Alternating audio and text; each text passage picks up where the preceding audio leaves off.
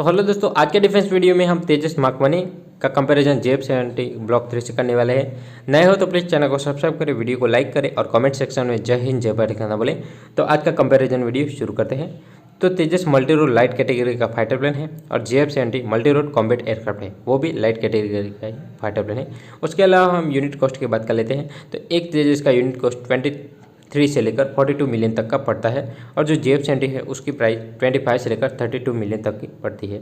तो ये unit cost variant के हिसाब से बदलते रहते हैं और तेजस का यूनिट कॉस्ट JF-70 से थोड़ा ज़्यादा है। उसके अलावा हम मैक्सिमम स्पीड की बात कर लेते हैं। तो जो तेजस की मैक्सिमम स्पीड है वो 2205 किलोमीटर पर आवर यानी कि मैक 1.8 है और जो JF-70 उसकी स्पीड है 1960 किलोमीटर पर आवर यानी कि 1.6 मैक। तो स्पीड के मुकाबले में तेजस JF-70 के मुकाबले क्लियर कट विनर होता है। उसके अलावा सर्विस सेलिंग की बात कर लेते हैं। तो जो तेजस है उसकी सर्विस सेलिंग है 52,500 फीट और जो JF-70 है उसकी सर्विस सेलिंग है 55,500 फीट, यानी कि सर्विस सेलिंग के मुकाबले में JF-70 को बड़ी एज मिलती है तेजस के ऊपर। उसके अलावा मिड एयर रिफिलिंग की बात कर लेते हैं। तो जो तेजस है उसमें मिड एयर रिफिलिंग का प्रॉप दिया गया है, इससे कि मिड एयर रिफिलिंग तेजस में हो सकती है। और जो JF-70 है उसमें मिड एयर रिफिलिंग प्रॉप नहीं दिया गया है, तो उसमें मिड एयर रिफिलिंग नहीं हो सकती। उसके अलावा टेक ऑफ डिस्टेंस की बात कर लेते हैं। तो जो तेजस है उसका टेक ऑफ डिस्टेंस है 460 मीटर और जो JF-70 है उसका टेक ऑफ डिस्टेंस है 609 मीटर। तो तेजस का टेक ऑफ डिस्टेंस कम होने के कारण तेजस को बहुत ही बड़ी एज मिलती है, क्योंकि जो टेक ऑफ डिस्टेंस होता है तो मिनिमम रनवे चाहिए टेक ऑफ करने के लिए, उसको टेक ऑफ डिस्टेंस बोला जाता है।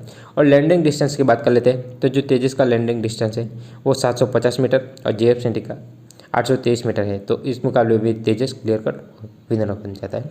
उसके अलावा हम पावर की बात कर लेते हैं। जो तेजस का इंजन 90 किलो न्यूटन का पावर जनरेट करता है आफ्टर बर्नर के साथ। उसके मुकाबले जो JF-70 का इंजन है वो 85.3 किलो न्यूटन तक का ही पावर जनरेट कर पाता है।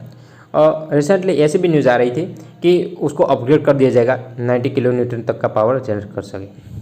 तो उसके अलावा हम थ्रस्ट टू वेट रेशियो की बात कर लेते हैं।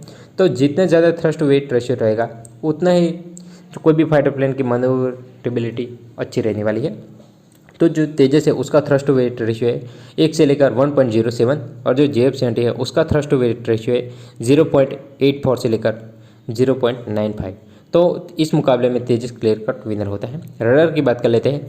तो जो तेजस है उसमें इजरायली बनाया ALM रडार है, तो जिसकी डिटेक्शन पावर 150 किलोमीटर तक की है। तो उसके मुकाबले जो JF-70 है उसमें चाइनीज मेड KLG रडार लगा है, जिसकी 105 किलोमीटर तक के टारगेट को डिटेक्ट कर सकता है। इतनी दूरी से इजीली टारगेट डिटेक्ट कर सकता है, पर ऐसा क्लियर कट नहीं बताया गया कि कितने मीटर स्क्वायर के टारगेट को ये डिटेक्ट कर सकता है। उसके अलावा एयरफ्रेम की बात कर लेते हैं। तो तेजस में कंपोजिट मटेरियल का बहुत ही ज़्यादा यूज़ हुआ है और जो JF-70 है उसमें जो मेटल मटेरियल है उसका ज़्यादा यूज़ हुआ है। तो जितना ज़्यादा कंपोजिट मटेरियल यूज़ होगा उतना ही कम RCS रहने वाला है, और जितना कम RCS रहेगा उतनी ही मतलब कि किसी भी एयर डिफेंस सिस्टम को चकमा दे सकता है। जितना ज़्यादा कम RCS उतने ही इजीली तरीके से किसी भी एयर डिफेंस सिस्टम को चकमा दे दिया जा सकता है।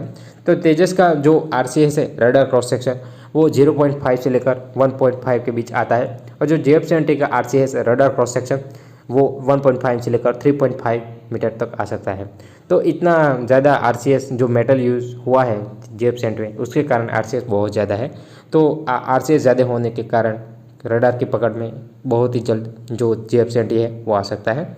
और दूसरी बात की उसमें मेटल मटेरियल का ज़्यादा यूज़ होने के कारण उसके मैन्यूवरेबिलिटी पे इफेक्ट पड़ता है और वो मैन्यूवर तेजस के मुकाबले थोड़ी कम स्पीड में करता है। उसके अलावा एयरफ्रेम की बात कर लेते हैं। तो जो तेजस का एयरफ्रेम है उसकी सर्विस लाइफ है 9000 फ्लाइट आवर्स और जो JF-70 है उसकी सर्विस लाइफ है 4000 घंटे ही है। तो उस मुकाबले में भी तेजस क्लियर कर विनर होता है। अगर आपको ये वीडियो अच्छा लगे तो प्लीज़ चैनल को सब्सक्राइब करें। Thank you for watching.